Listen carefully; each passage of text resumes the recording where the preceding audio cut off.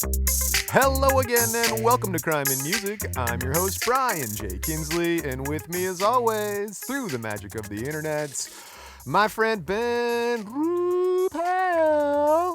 The internet is kind of magic, isn't it? I love it. Everything on it, everything in it, the things you can do with it. It's amazing. I think we've all learned that recently. Yeah, I mean, with everything going on with all the apocalypse here, the internet's made it easier to get along in life than ever with everything else going on. I mean, for people around the world, being able to work from home, the internet, it's the way of the future. It might catch on. Wave of the future. Wave of the future. Yes, you are correct that we are doing this as part of the CoronaCast series. We are not in the same place at the same time, unfortunately. I miss you, but at least we get something to do here together, and that people can have another episode of Crime and Music. Like every other Wednesday, we put out one true crime story about people in and around the music business and their misadventures in the law breaking. If you like that sort of thing, tell your friends, say, hey, you're sitting around, you got nothing to do, check these guys out, check out their true crime podcast about music. Everybody likes music, everybody likes true crime. Two great tastes that taste great together. Yeah, so Brian and I were talking the other day, and I think, all these podcasts often are listened to, why people are driving in their cars. They're going into work. They're driving around the country doing vacations. All things that people stopped doing here a few months ago. Nobody drives. And I can't wait until we get back to normal, or at least a closer proximity to normal. And I think we're going to see our podcasts bump up in numbers a little bit. Everybody. I mean, not just us, but, Joe Rogan needs to eat too, Brian. Oh, no, you're right. It's slim pickings for everybody out there without all you good commuters. So for those of you who are still out there commuting, I really appreciate it. Keep up the good fight. Do what you got to do. Stay healthy. And, man, thanks for listening. Yeah, and they'll get back to it. They'll have a few in the bank to listen to. When you listen to a podcast, sometimes you got to wait a little while until the next one comes out if you're all caught up. Yeah, there's going to be some people out there that got one in the bank. But I can tell you, what do we call her? Super fan Michelle. Super fan Michelle. I think she's keeping up. Sorry, Michelle. She's keeping up. I think so. I appreciate that. Yeah, appreciate that. All right. Well, speaking of keeping up, are you ready to try and keep up with your record of guessing the guest? Yes, I am. Oh, can we do it before you start the music? Can we pull the curtain back just a little bit for just a peek? Just a little bit. Okay. Not like maybe like side boob of a curtain pull, not the whole boob. All right. Just a bit of the areola. Here's the deal. The Blues Brothers episode for everyone. No. You gonna tell them? We had so many people we knew listen to that, and it came up to me or texted me or emailed or called and said, "I can't believe you don't know who the Blues Brothers are." Just for everyone, I don't want that on my resume. I want everyone to know that the Blues Brothers movie is literally in my top 5 desert island movies to pick if you can't watch anything but 5 movies.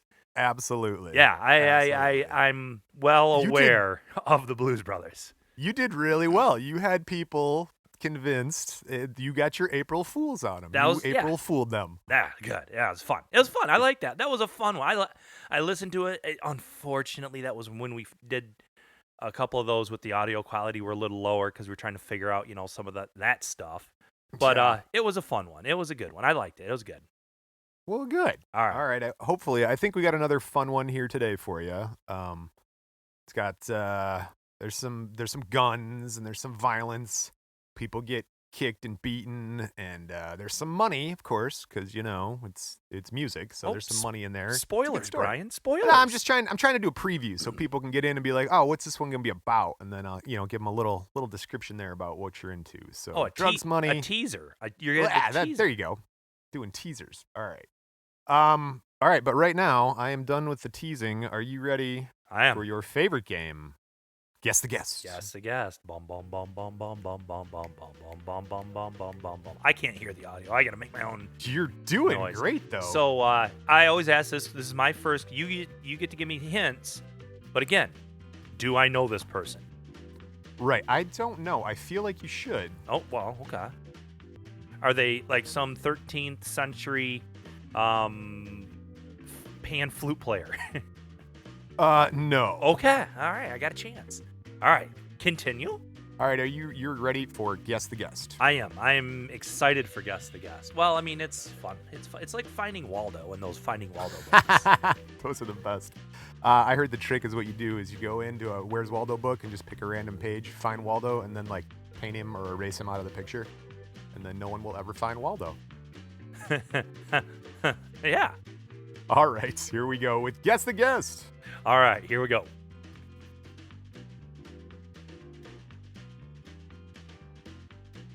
This is one of those where I'm just going to tell you his name.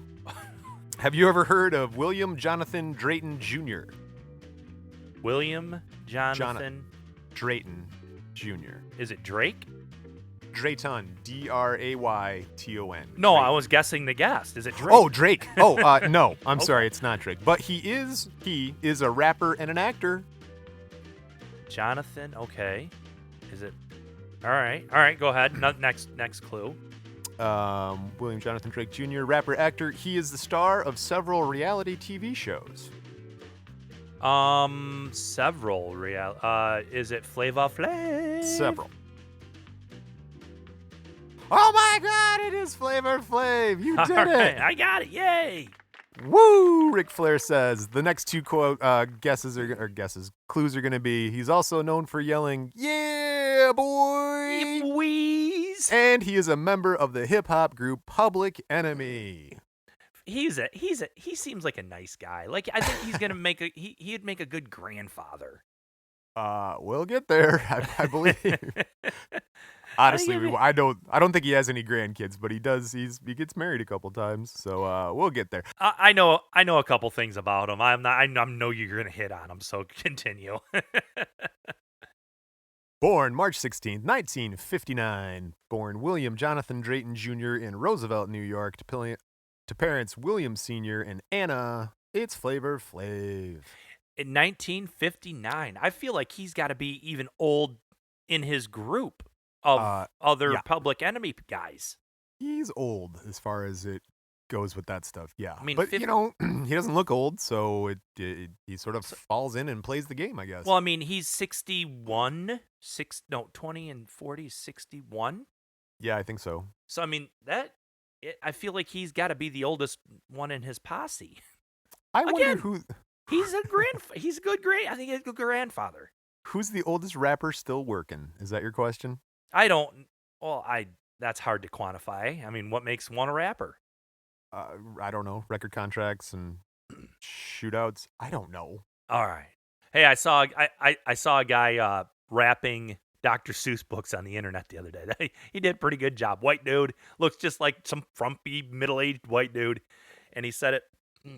Sorry, Michelle. He said it to like Dr. Dre beats and old just beats, and he's like rapping one fish, two fish, red fish, blue fish. Does the whole book. Does a phenomenal job. I enjoy his entire catalog.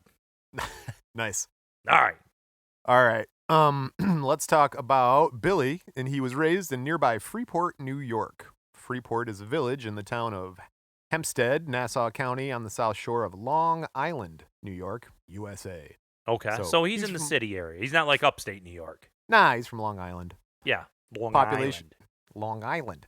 The population there is 43,713 as of the 2010 census. A settlement since 1640. It was once an oystering community and later a resort town popular with the New York City theater community. Now it is primarily a bedroom suburb. I don't know what that is, but it retains a modest commercial waterfront and some light industry. It's a bedroom. I don't know what that is. A bedroom suburb. Would you know what a bedroom suburb is? No, I don't. It sounds kinky. A little bit. Right? A little bit. Yeah.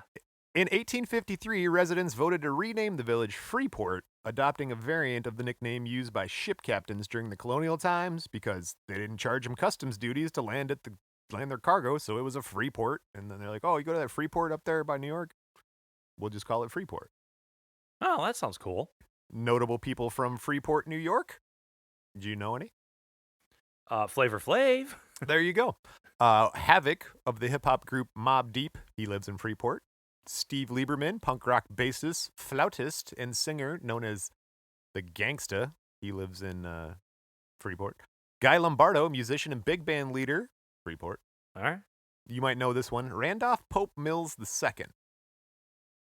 No. He is known as the Johnny Appleseed of lacrosse. He went across the country starting lacrosse groups, and he's from Freeport. Why the frick would I know that? You might know this one. I don't know. This plays right into your base of knowledge. All right, this is in your wheelhouse. Wade Nichols. You know who Wade Nichols is?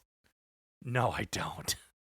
Pornographic actor Wade Nichols, known for such films as Blonde Ambition, Jailbait, Maraschino Cherry, Punk Rock, Summer of Laura, Takeoff, and Teenage Pajama Party. Okay. All right. No, Wade Nichols. I thought he was here. Billy Murray. There you go. Bill Murray. No, Billy Murray, a vaudevillian era singer, was from Freeport. All right. Eddie Murphy, though, went to junior high at John W. Dodd Middle School in Freeport. And finally, to round it out, Lou Reed, singer-songwriter and founding member of the Velvet Underground, born and raised in Freeport. Okay, well, why didn't we start and end with those two dudes? That's why we ended with those. Oh, just the whole thing. Gotcha. Well, no, that's good. That's good. All right, it's a big place. I mean, it's a metro. It's in the New York metropolitan area. It's a big. It has been forever. Are you considering Long Island as being in the metropolitan area? Well, Long Island, I think, is one of the. Isn't that New York? I don't know. One of the boroughs. It's not one of the boroughs. No, my brother. Yeah, it's long. It's a Long Island. Right. It is. My brother went to a fancy audio music college out in Long Island called Five Towns, and we drove him out there with a U-Haul behind our big family van and hit downtown Manhattan at 5 o'clock rush hour with a U-Haul trailer. That was fun. And then drove another probably, I don't know, hour, 2 hours out to Long Island to drop him off. So it's not quite in the city. You gotta. That's like a day trip if you're going in. It's like going to Detroit. You're like, oh, we're going into the city today. Yeah, no, you're right. I think because I had a buddy that, a guy I knew that lived in New York, and he was a sales rep, so I'd go out there, and he's a big-time fisherman. And he'd go out all the way to the end of Long Island. There's a little town out there called Montauk.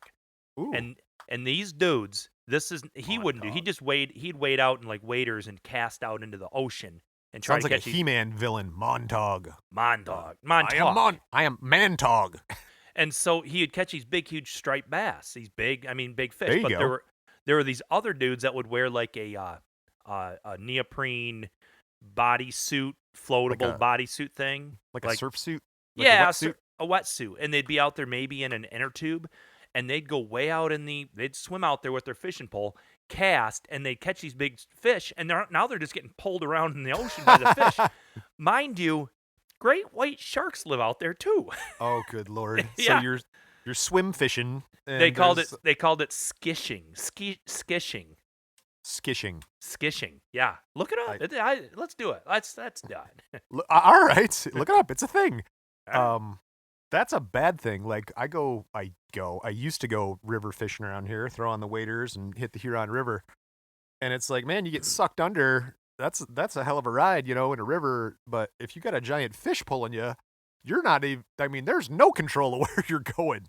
Well, those guys don't have waders on. Some of them do, I guess, up on the shore guys, but you can always let go of the fishing pole. I guess, man. That's if you're going to die. Couple $100 rod, I'm sure most of these dudes are using.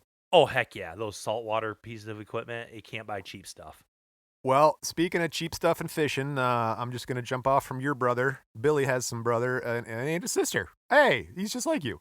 Billy's got a brother named Steven and a sister named Jean. Those are really normal names. Steven and Jean. And his dad owned a soul food restaurant called the Soul Diner. Dude, I can't wait to get back to some restaurants. My wife finally opened it up, man. We've had pizza twice, and that is it. No, I mean, I want to go and eat at your restaurant and have somebody else clean the frickin' dishes off. Oh, God. Yeah, you ain't kidding. I'm just ready for it. All right, continue. It was an endless debate before about what's for dinner. And then when this thing started, it just became the main event of the day. What's for dinner? Oh! I got 9 hours to think about it. We'll figure it out. Don't want to mess up this performance.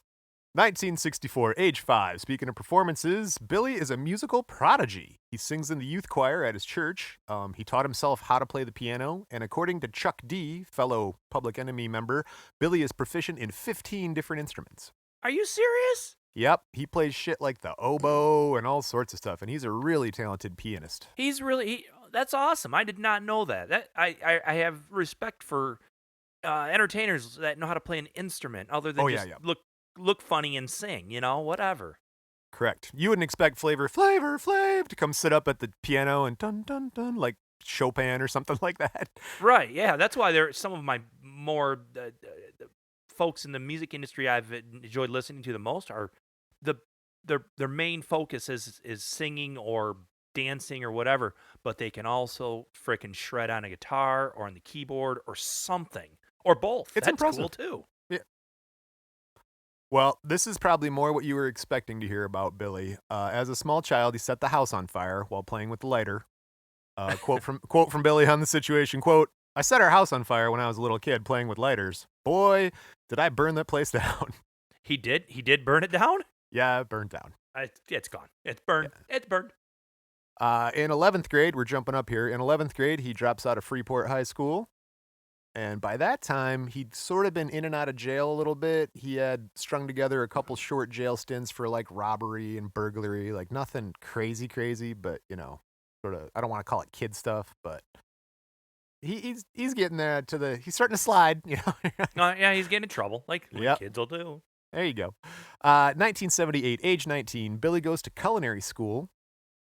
Wow, jack of many trades. That's what I'm saying, right?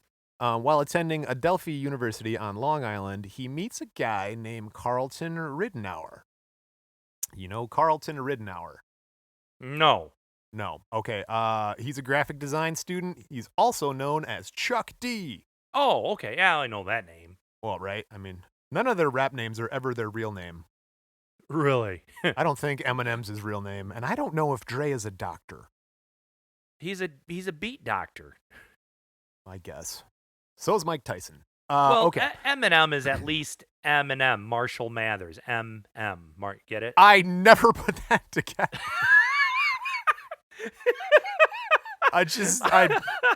You didn't know that? I see all the E's like E-N, E-M, E-N, I-M. I'm like, dude, that's a lot of E's there, E. I always just think like a big E. I don't think of the M's. I never. Thanks, right, man. Brian just got a little education there. Yeah, man. That's funny. Cracking the knowledge. I appreciate that. All right. So those two bond quickly over music, like Eminem and Dre. So you got Chuck D and Flav there doing their thing in college. Billy graduates from culinary school, so he is a graduate of culinary school. They start collaborating on music. Chuck D's got this hip-hop college radio show, and Billy would come in and they started rapping together on the show. I keep calling him Billy. We're talking about Flavor Flav. Billy used to be a graffiti artist. He would go out there and spray paint tags and stuff, and Flavor Flav was his graffiti tag. So just to kind of back up a little bit for all of our listeners that may have been with us since the Vanilla Ice days. The part of the hip hop underground sort of hip hop thing was music, dancing, and graffiti. Right? That's it. Those are the three tenets of I think it's hip hop or b-boy or something like that. You gotta really be focused on one of them, but be able to do all three. It's like kung fu training. Like you gotta know crane style and lizard style and snake style and whatever. Which I remember when we were talking about it, I just found it odd. I'm like, hey, well, okay, dancing and music, I get that. Those two go together like peas and carrots. But spray painting a water tower? That's part of your. I don't get that part. But whatever. All right, go over to the train yard and bring a couple cans of spray paint with you. Could have been like the Blues Brothers and brushed it on there, like. Well, they didn't, and back then invent spray cans. Oh, no, they did have spray cans because Elwood had the spray can of glue. Good stuff. All right. 1985. More good stuff. Age 26. Carlton and Billy form Public Enemy. Just the two of them. Well, yes. So far, it's just the two. Okay. Two in the college radio show. After Chuck graduates, he and Billy get jobs delivering furniture for Chuck's dad. He's got this U-Haul truck that they rent, and so they started the band. You know how you got to have a job to play in a band. That's pay the bills. So when they're hauling the furniture, would Billy just look at Chuck and just go, "Chuck it over there," and Chuck would go, "Yeah, boy." Billy's like, I like that. How that sounds. Around this time, besides a wonderful conversation in the truck, those two also started to collaborate musically with these other couple of dudes. Norman Rogers, a.k.a. Terminator X, and Richard Griffin, aka Professor Griff. So that's the traditional Public Enemy you're probably used to hearing about. Yeah, and I like that the Griffin's last name was Griffin. And he went with Griff. I like there. You gotta have a little tie in there, you know. Yeah, no, right. Yeah, callback, if you were. These guys would help round out that sound they were looking for in the Public Enemy lineup, and they start making beats and tunes. Gotta have beats and tunes. One of their early demo tapes finds its way to the offices of this new record label that no one's ever heard of called Def Jam Records. I've still never heard of it. You've heard of Def Jam Records. I've heard of it. Okay, I was going to say. And then there's this founder guy that everybody in rap should know about named Rick Rubin. Yeah, that name has been around for a long time. Big old white guy with a big, huge, like, biker beard. And he's really famous in the rap world. You might know him from Beastie Boys. Like, he's a producer for a lot of the Beastie Boys stuff. Hey, I saw some Beastie Boys documentaries coming out or something here soon. Oh, yeah? On, like, Apple or Hulu or something. Cool. Yeah, I'll have to check it. I want to check that out because, you know, they do interviews with the remaining Beastie Boys because one's dead, right? Yeah, then 2 out of 3. Yeah. Okay. There's a song. 2 out of 3. All right, so Rick Rubin, big, bearded, white dude. 1986, Rick Rubin likes what he hears. He signs a deal with the guys on... Initially, Rick didn't understand what Billy did in the act. He's like, what do you do? Because, like, Billy is in a group of rappers. You got your main rapper. You've got, they have different jobs. So, like, some dudes will be what they call the side man, like, you know, or the hype man. And that's what Billy did. So, let's say you're the main dude. You're out there Chuck D-ing it, rapping, militant, angry stuff, whatever you're about. And then I would be the hype man. And I would be like, yep. What? Woo! You know, like, and so Rick Rubin's like looking, he's like, I'm going to give you a bunch of money and sign a record deal. Why is this guy? It's like the dancing guy in the Mighty Mighty Boss Tones. You're like, why is he part of the band? Why is he getting a cut? It's a stage performance. Yeah, no, it is, right. It is live performance. So Rick is like, you know, I just signed Chuck to a solo deal. And Chuck, being a good friend that he is, insisted that Billy and the rest of the guys be signed with them. So they all signed to Def Jam, and now you've got the official Public Enemy lineup. 1987, the group releases its first album, Yo, Bum Rush the Show. Remember that one? No? Yeah, called yeah. Okay. On the record, Billy serves as the comic guy to Chuck D's like serious political stuff. I mean, are you familiar with Public Enemy? You know what? We grew up with. They were probably putting out some vinyl early in the time where I probably wasn't allowed to listen to some of that music. So by the time I got old enough where I could buy my own stuff, it was probably a little older. So we weren't listening to as much Public Enemy. I don't know when were their albums getting released in the late 80s. 80s, Yep, late 80s. Late 80s. So we're St. Bob's in it. Yeah, we're in 6th, 7th grade, and I don't have a car to drive to the Jelly Bean record store and get myself some Two Live Crew or anything. Rock-a-rolla. Yeah. Oh, we had to rely on like older brothers to slip us an old a tape and listen to some music that said the F word. Oh, yeah. No, I think this was before parental advisory was like a big thing. Oh, yeah? So it was about this time that you started getting Tipper Gore and parental advisory labels and stuff like that. And well, maybe not Tipper Gore, but stuff. Right. So they released the first album, Yo, Bum Rush the Show. And it's like, Death Row, what a brother know. I'm going to just randomly spout out when I see lyrics that I remember from Public Enemy. They weren't on my radar. At this point in time, I was being introduced to like hair bands by my older brothers and big into Van Halen and stuff like that. Yeah, so I mean, this is really out of my wheelhouse. Rap is like the hole in my Trivial Pursuit puzzle piece that I've been trying to make up for 20, 30 years. Well, and you're white. Well, right? And the one person of color we had at our grade school left before this time, so I didn't have any other influences or anyone to bring me something different than what I was exposed to. So. Well, the rap though, for a white bread sort of homogenized society that we kind of lived in that back in the day, out in the country and whatever, the burbs. To give us a tape that had swearing and stuff that was derogatory towards women or authority. I mean, that was taboo. I mean, Yeah, no. I don't want to give that to my 10-year-old today. I mean, No. that's not. I don't think that's what I want my 15-year-old listening to. But I am going to send your kids a copy of Yo Bum Rush the Show. See how yeah, they like it.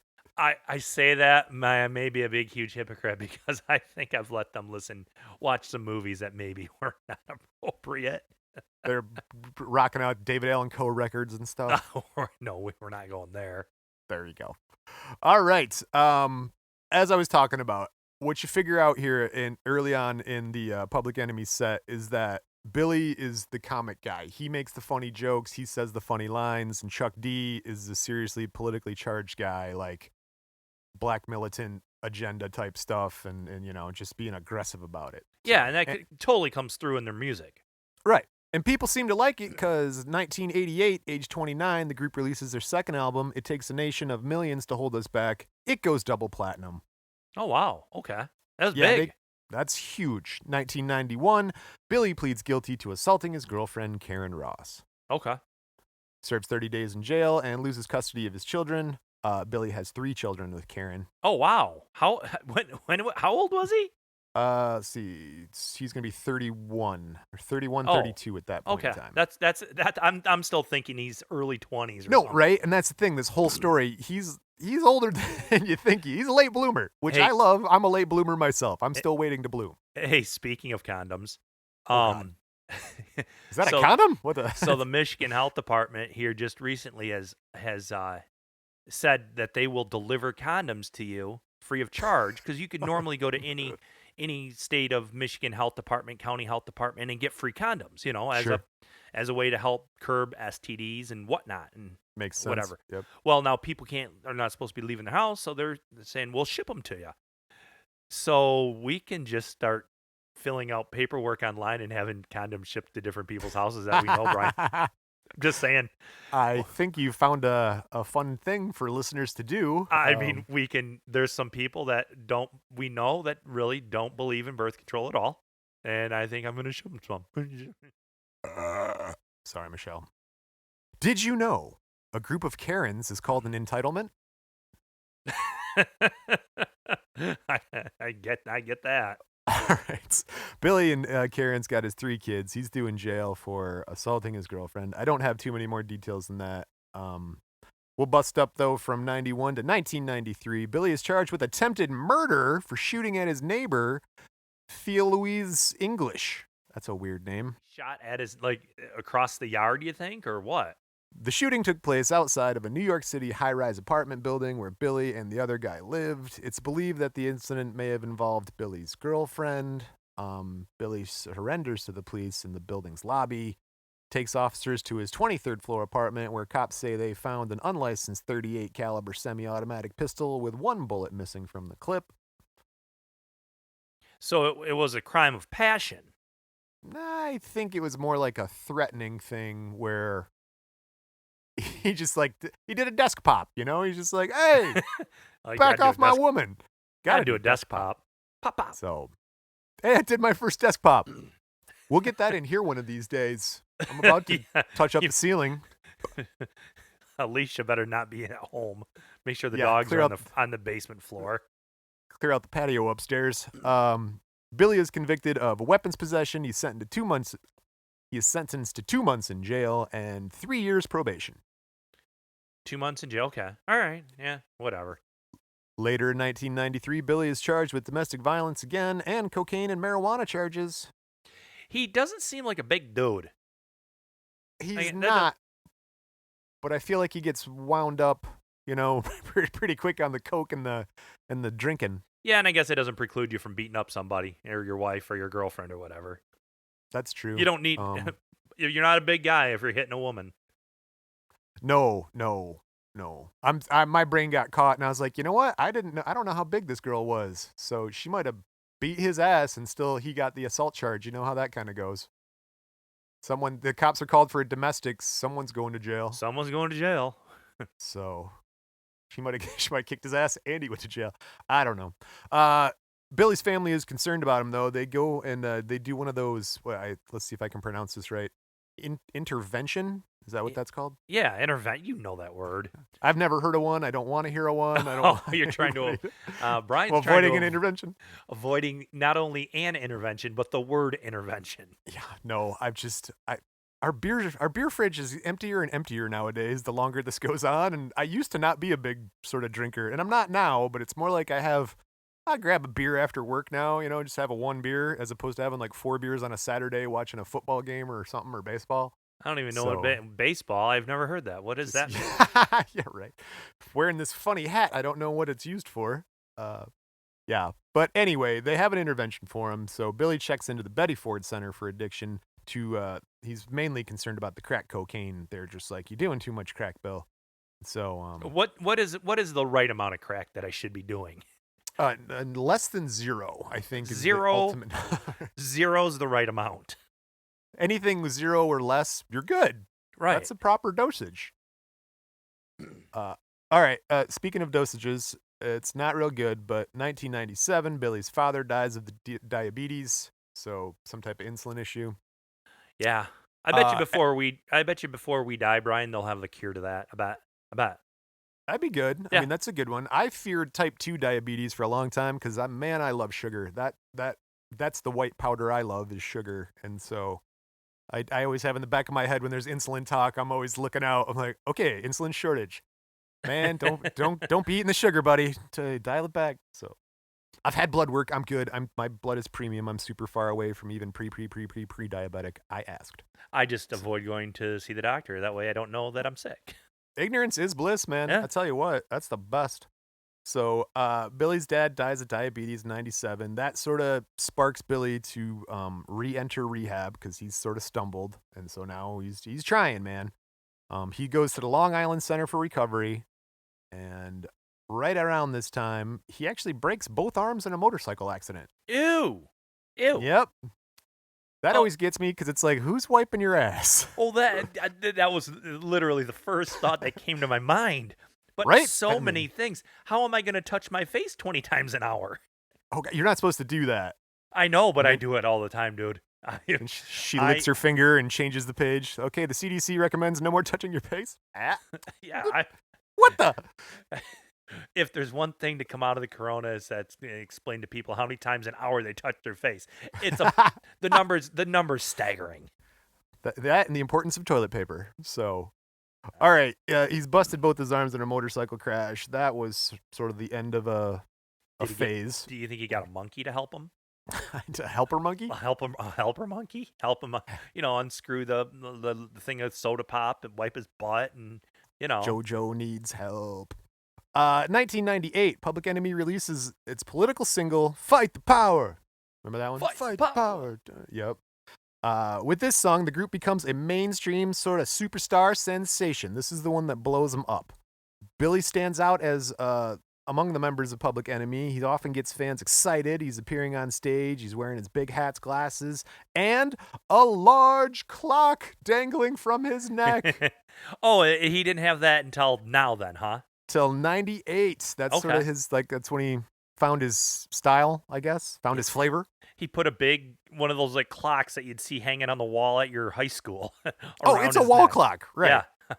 He just put that, and that was his thing. So if you're a little younger on the set here, and you ever seen the old photos of rappers, and the one dude's got like Big Ben hanging from his neck, which is a clock in England, that's Flavor Flav. No, he didn't have big. It wasn't like that. Well, it's a huge clock, is all I'm saying. It's a big round clock. No, I'm saying I want you to differentiate between Big Ben because I think then there was somebody that did that.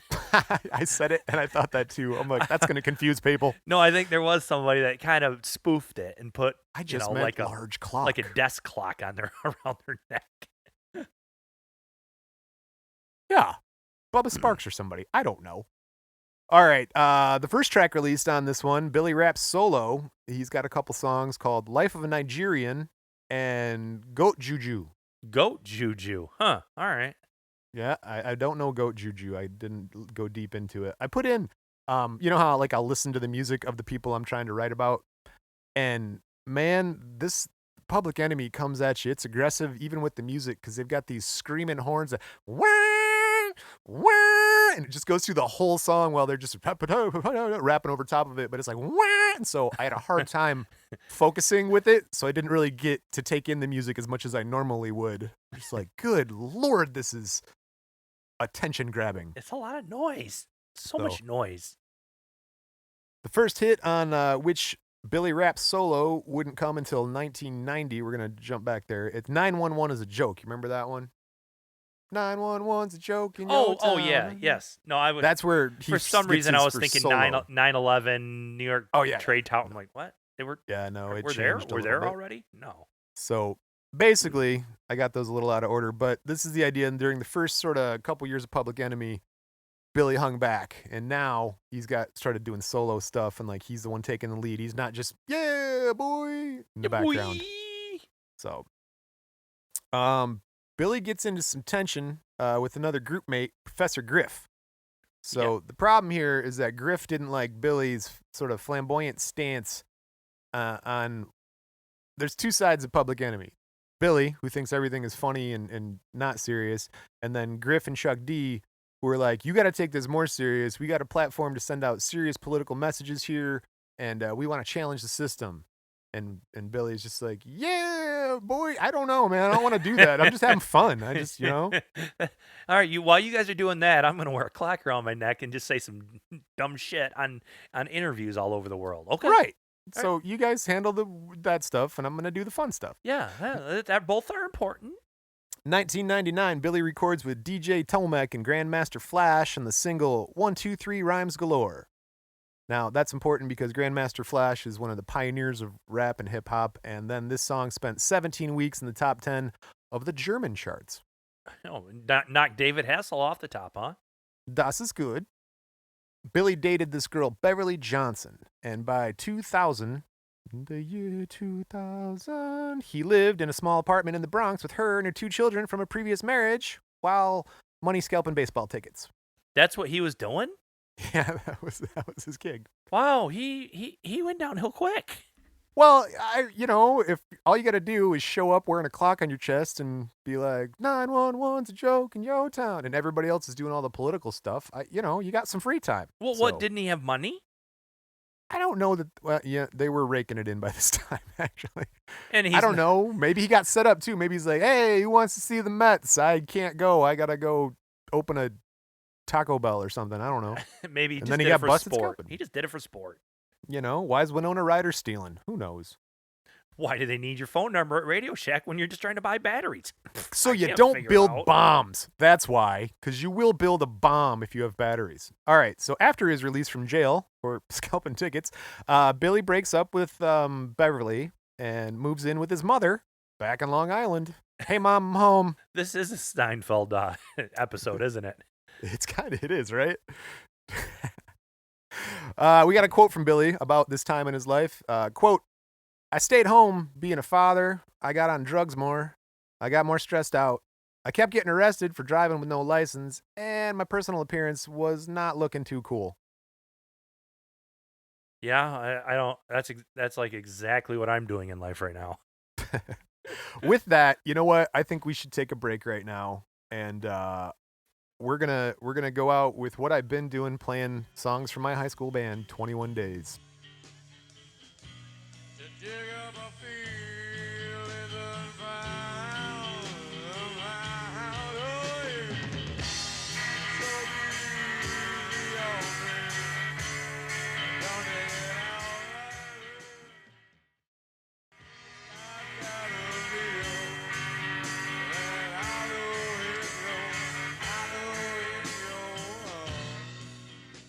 And we're back.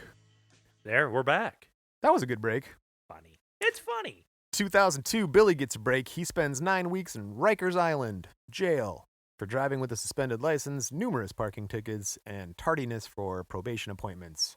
One of those things where, like, if you just had an assistant to tell you when to be at court and, like, pay your tickets, you'd be fine. But yeah, he's in and out of trouble quite a bit. I mean, he's never had some big, huge problem. He hasn't killed anybody yet. He didn't shoot at a guy.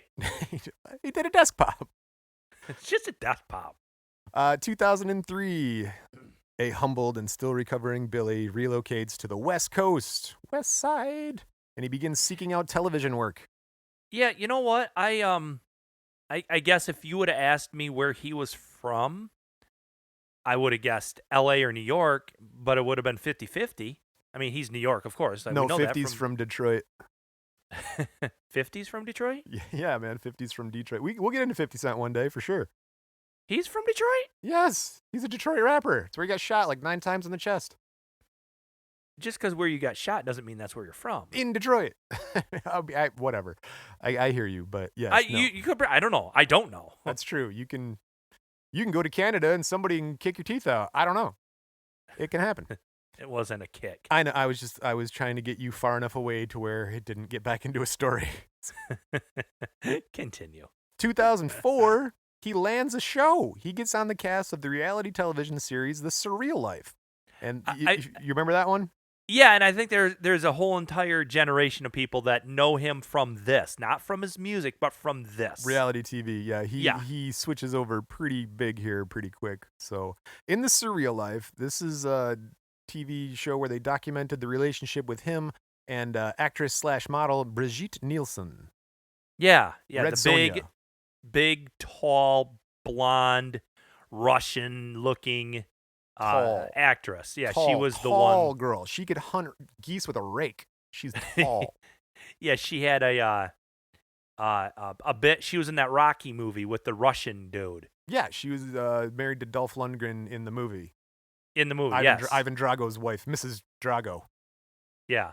I wonder if she's in the. He dies. I wonder if she's in the follow-up ones now because they're doing those creeds where like Apollo Creed's kid fights somebody. Now they have Creed's kid versus Drago's kid, and so I wonder if Brigitte still Nielsen alive? is in it.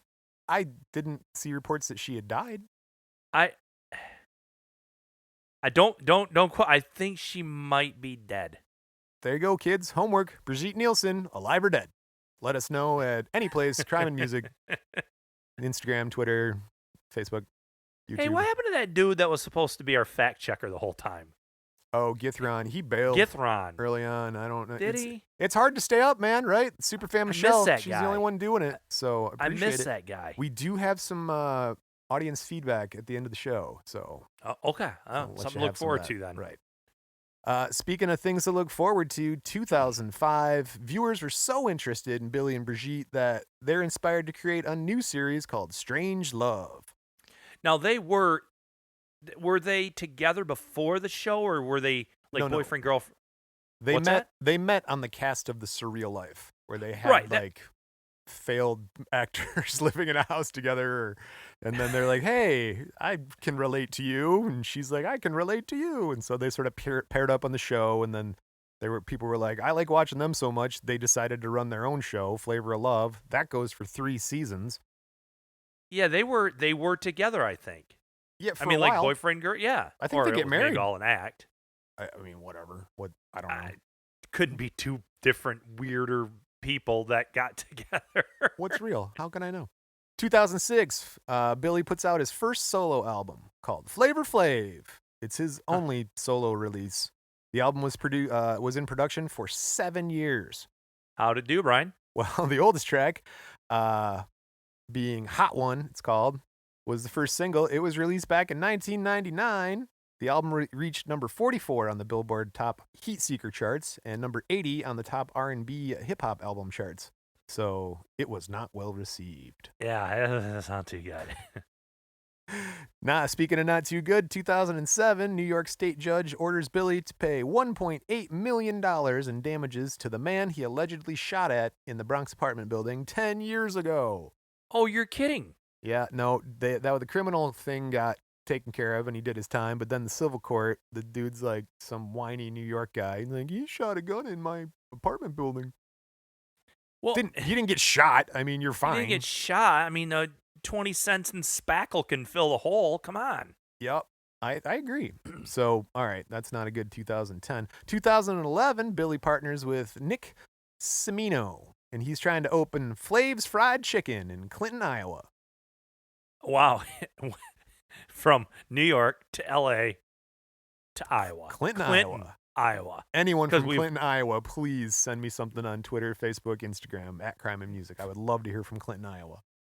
I pride myself on knowing many of the different cities and places here in the United States. I've traveled it quite extensively, mostly for work. Sure. Clinton, Iowa, had no idea. No. No idea. Well, don't worry, because due to a mix of squabbling owners, bounce checks, and bad business decisions, Flavor Flav's Chicken shut down barely 4 months after it opened. It's a tough industry to get in. Food service, man, that's a whole other game, right? I mean, I wonder if Clinton is in like the Quad City area or Des Moines. Come on, I don't know. I have no idea. All right. May 2nd, 2011, Billy's arrested on 4 outstanding misdemeanor warrants for various driving offenses. Police said the rapper had 2 outstanding arrest warrants for driving without a license, 1 for driving without insurance, and 1 related to a parking citation. Yeah, the guy apparently never got a driver's license anywhere. That seems to bring down a lot of people when we have these conversations. It's just them and the driving license. Well, honestly, have you ever left your house accidentally without your driver's license and just felt like you were public enemy number one? Yeah, you're exposed. You're just so eyes wide open, like, oh God, I hope nobody knows. I know. You're like, how would they know? I've gotten 10 minutes down the road on my way to work and I forgot my wallet, and I feel like I'm now just landing on the moon without any communication to the real world. I don't have a credit card to get gas. I don't have this, that, and the other. Oh God. Jeez. Yep. Like, you leave your phone, after a little while, you feel free. You leave your wallet, you're just like, oh God. I'm scared. Like, I have no control over my life right now. I can't stop and get gum if I want. Yeah, right. Speaking of picking up treats, June 2011, Billy said on the Australian radio show, the Kyle and Jackie O show, that he would spend up to $2,600 a day on crack cocaine. Oh, wow. That's a lot of crack. Where are you putting it all? In your body. Goes in the body. That's a lot of stuff, man. All right. 2012, he appears He's with a little guy, too. Oh, yeah. No, it probably does not take a lot. 2012, he appears with his longtime fiancée, Liz, on Celebrity Wife Swap. You remember that reality show? I remember Wife Swap. I mean, Celebrity Wife Swap, I'm assuming, is just like Celebrity Family Feud. Right, where you have 2 families, they live different lifestyles. Like, oh my gosh, they like country music, and oh, they like Western music. So let's switch them up. I got a quick wife swap story of a guy here locally in town that went on the show. No names. I'm not. But anybody listening to this will know. Here locally. So this dude, him and his wife do the wife swap thing. He goes down to live with some family in Tennessee. And that the father comes up and lives with the family in Michigan. Well, this guy's not a real rich guy. He doesn't have a big house or anything. Just a normal house. But the house he went and stayed at was a very nice house, very rich house. They were very proper people. This guy's not a very proper dude.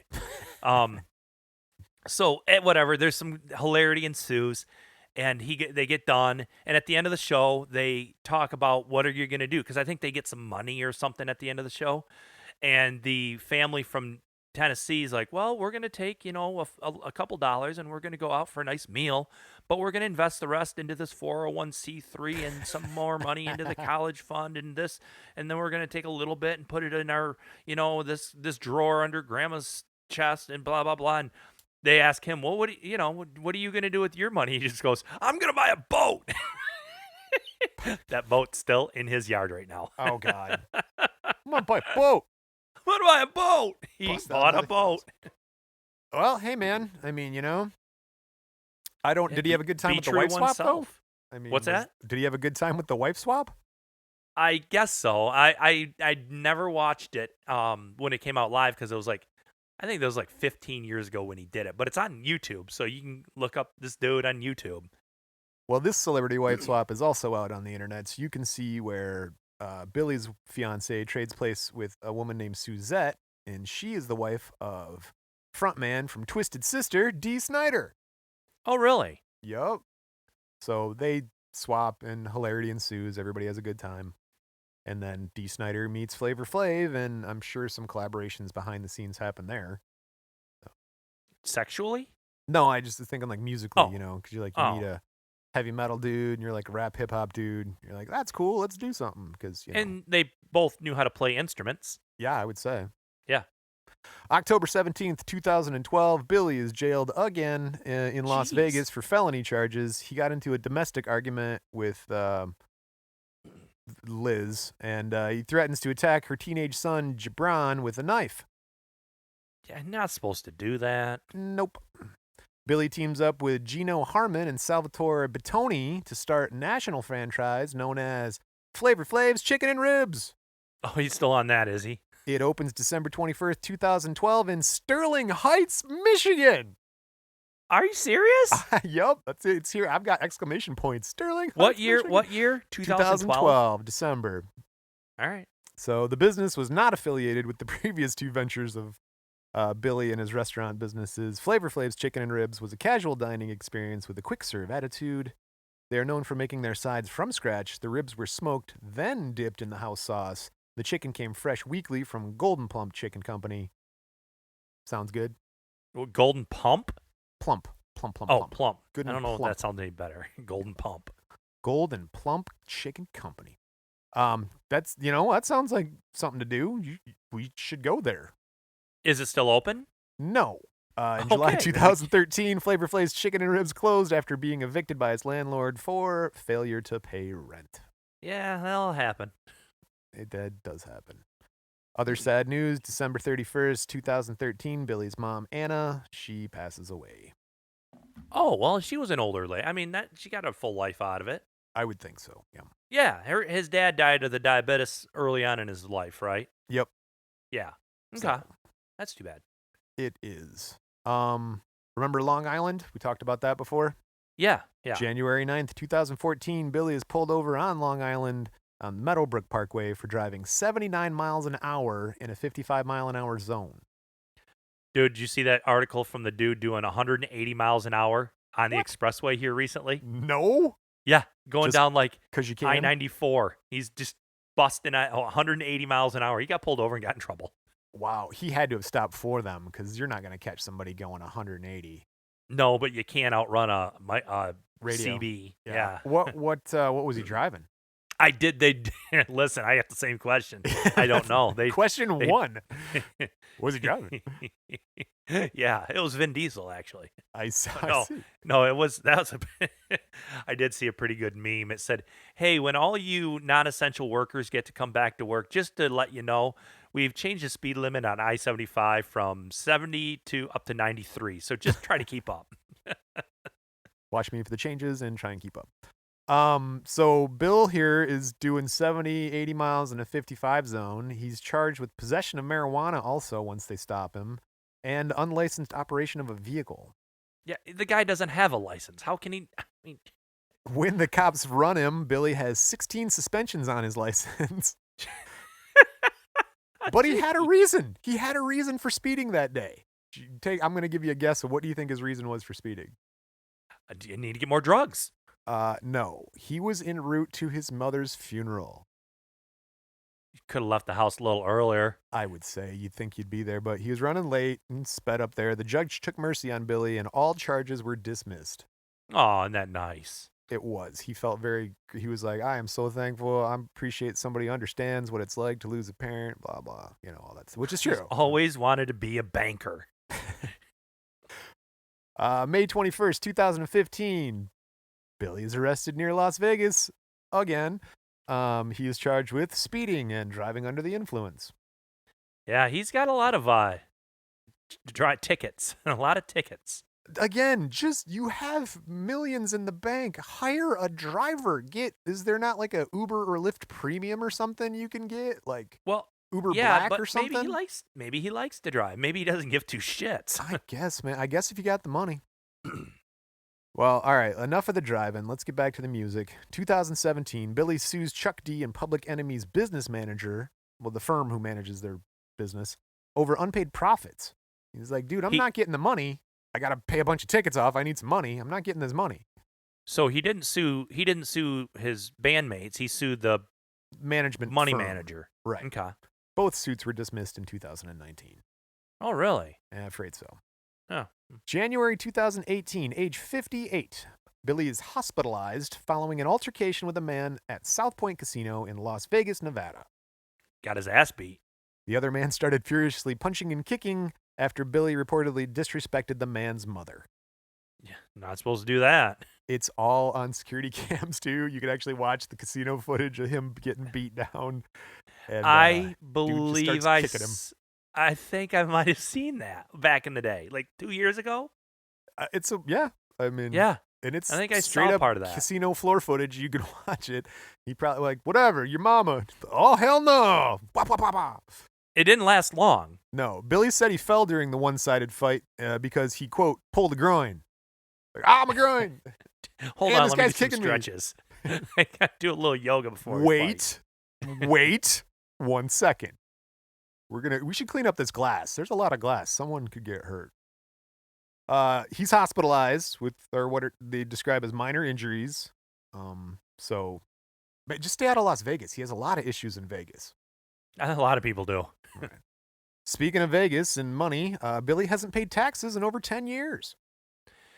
Again, he needs that person, Brian. He needs that person to basically babysit him. Would save you so much time. Like these, even there's some sports stars like a UFC fighter, John Jones. This guy got busted drinking and driving again, and it's like you have millions of dollars. Just hire a. The president has somebody's. I don't know what it's called, but he's basically the president's wallet. Like somebody gives something to the president, they hand it to this guy, and he hangs on to it. The president has, I don't know, keys or anything, a passport. He goes, hey, where's the guy? And then the guy hands him, like there's a human being that acts like that for that function. And that's what these people need. You get a couple mil and you got the budget, hire one of your buddies to stay clean and sober and just drive you around and take care of shit. And there are people, they are out there that do that for a living. I mean, that's My not dream is your dream, right? Yeah, that's not you have to hire them. They're butlers who go to butlering school in London and England and shit, man. I mean, they learn to buttle. There's things you can hire things. Off. So he's racked up $3 million in unpaid taxes, mainly between 2005 and 2015. Most of the debt is basically down to the single year in 2007 when he was filming the second season of the reality show Flavor of Love. He went nuts. He made a lot of money, didn't pay any taxes. Yeah, you got to pay taxes. They want that money. That's what scares me about if I hit the lotto, I'm like, Jesus, I just pay the taxes, then tell me what I got. I don't want to know. I'm hiring somebody. Pre-number. Oh, I would hire somebody if I hit a Powerball. Oh my God. Heck yeah. November 2019. This is not happy. Billy is diagnosed with pancreatitis, mainly due to all of his drinking. Yeah, that'll do it. Do you know what pancreatitis is? A little bit. It's a disease in which your pancreas becomes inflamed. The pancreas is a large gland behind your stomach next to your small intestine. Your pancreas does two main things. It releases powerful digestive enzymes into your small intestine to help you digest food, and it never states on WebMD what the other main thing is. No, a buddy of mine's good friend has it. He's an alcoholic. Just not my buddy's alcoholic, but it's this from guy. drinking. I mean, that's what and sets he it can't on. stop drinking, and he's just gonna basically kill himself because of the pancreatitis. That's too bad. Yeah, there's a scene you can watch where I don't know if it's Flavor of Love or being raised celebrity hip hop or something like that. It's about it's about their kids, like rappers, kids who grew up with these 90s rappers as their parents. And he has a whole scene where he's like, "Gotta be dead serious with y'all. I got pancreatitis." And all his kids are like, "Shit, really?" Because he just started being a good dad and sort of making up with them and stuff for all the lives at rehab and stuff all over. And so it's pretty emotional, but you can watch that online. It's a thing. Yeah, I don't want to see bad news. Nah. I'd rather just watch Snoop Dogg take his family out and go ice skating. Him and Martha Stewart cook up some good shit, man. I tell you what. So, here's a weird one. March 1st, 2020. So we're right in this year, just like a couple months back here. Public Enemy formally fires Billy from the group after the rapper's lawyer sent a cease and desist letter to presidential candidate Bernie Sanders, which said that Billy didn't agree with Chuck D's attempt to portray the entire group as supportive of the Sanders campaign. So basically Chuck D's like, we're Bernie bros. We're backing Bernie. And Billy was like, I don't want to back Bernie. No, I made a lot of money and don't have money to pay for taxes, so I'm not giving shit away. Oh, really? So that's why they broke up, huh? Cease and desist order, like, this man does not represent me. And so, yeah. Now, April 1st, 2020, a Reuters report claims that the breakup or the firing was just a hoax to generate publicity to provide commentary on disinformation. Chuck D is like deep in these levels, Chuck, levels. And so Chuck says, quote, he and Billy concocted a fake split to grab attention and highlight media bias toward reporting bad news about hip hop. Huh? Like, what? So Billy denies these claims, writing on Twitter, quote, I am not part of your hoax, end quote. He's done with it. I'm over it. There was more to his quote because it was just like, dude, seriously, you're doing April Fool's jokes in COVID and lockdown. Like, there's more serious shit going on. Ain't got time for your bullshit. Like, Billy was actually being the serious one, so it's kind of a juxtaposition flip. And Chuck D's got the tinfoil hat on. I think a little bit, yeah. And finally, as we do, we end up the show with a quote from Billy. Flavor Flav. Quote, one thing you can't do with babies, you can't give them steak. Flavor Flav, everybody. Woo! Where do you find these ridiculous, stupid quotes? Just wherever? Brainyquotes.com. And then Quotepedia and WikiQuote, and yeah, I search around. There's a couple different sites, but you just put the name in and just find the dumb. He's been a public figure for decades, so everything he's ever said is recorded, and that's a quote. Rap lyrics are a quote. I try not to do music or quotes from songs, if I can help it. So yeah, I think it's better to have the quote from like some news article or an interview or like something. An interview. Yes. Yeah, exactly. So that's Flavor Flav, man. What'd you think? I think Flavor Flav was always a nice enough guy. I don't ever think he did that many bad, terrible. I mean, some of the domestic abuse, of course, is unexcusable. You can't do that. That's bad. Not supposed to do it. Right. But he was a likable enough guy, kind of a clown, kind of just, the lighthearted nature of the guy, I think fit real well in Public Enemy with the very heavy-handed Chuck D stuff, so it may give a little yin to the yang. I like that. That's good. I think that's why they were successful in part. I think you're right. That's a good way to explain that balance, the yin yang thing, yin yang thing. Yeah, and I am going to look up to see if that Bridget Nielsen is dead. I think Bridget Nielsen. I just feel like it surprised me. She was dead. Red Sonja's dead, huh? I don't know. She's kind of. I thought she was kind of hot. I think she's kind of hot. I didn't mind Red Sonja. I was okay with that. Yeah. Is that a movie? It's one of the Conan Barbarian. Red Sonja. Don't you remember? Oh yeah. She's no. The yeah. chick, No. I don't remember redheaded that chick well. in like the red bikini, who's apparently a barbarian warrior. I guess I didn't know that was her, but it is. Yeah. Sure. You ever seen that skit like college comedy or humor? They're talking about like the video games, and they act out the video games, and they're like, armor in video games, the differences between female and male characters. And it's like, congratulations, conqueror, you have won the chest plates of whatever, and they hand him this big thing, and it's all huge, and the guy's like, oh, having a hard time carrying it. And then the girl, I know you're her turn, she rolls up, she's like, congratulations, conqueror, you have won the chest plate. It's like a string bikini like thing, and she's like, how does this provide any protection for me? I'm wearing more clothes now than before the magic power-up. Yeah. What? Congratulations. I just, look, she's not dead. Hey! she's alive and kicking. She's fine. Well, good. We'll end on a happy note. Because Ben said Brigitte Nielsen's not dead, that brings us to a close of another Crime in Music. Thank you for listening. Please share with a friend, hit us up, leave us a SpeakPipe message, go to our website, crimeandmusic.com, and the episodes tab has all the episodes, all the collages I make for these shows. If you want to talk to us on Facebook or Twitter or Instagram, please do that. YouTube comments are kind of coming up. Oh, I forgot. I told you I'm going to read you a YouTube comment. Oh, yeah. You said we had some feedback. I did. We do. We're going to do it real quick. Don't forget about that. I'm not going to actually play the feedback song. I'll just do it here before the theme runs out. But from Tom on YouTube, he commented on the Bobby Brown video. He said, awesome video. Keep up the amazing content. I just wanted to say thanks, Tom. Really appreciate that. I liked Bobby Brown. It was an interesting story, and I learned a lot more about him. But I feel like it was a sad story. Well, it was. That's what I mean. I liked it because it had depth, and there were ups and downs, and emotion, like a drama, like a TV drama. Yeah, he was a drama queen. All right, everybody. I've made my pitch. Share with a friend, and we will be back again. Didn't mean to rhyme. I know it's time that we gotta go. So, as I say every show, never trust a big butt and a smile. Bye.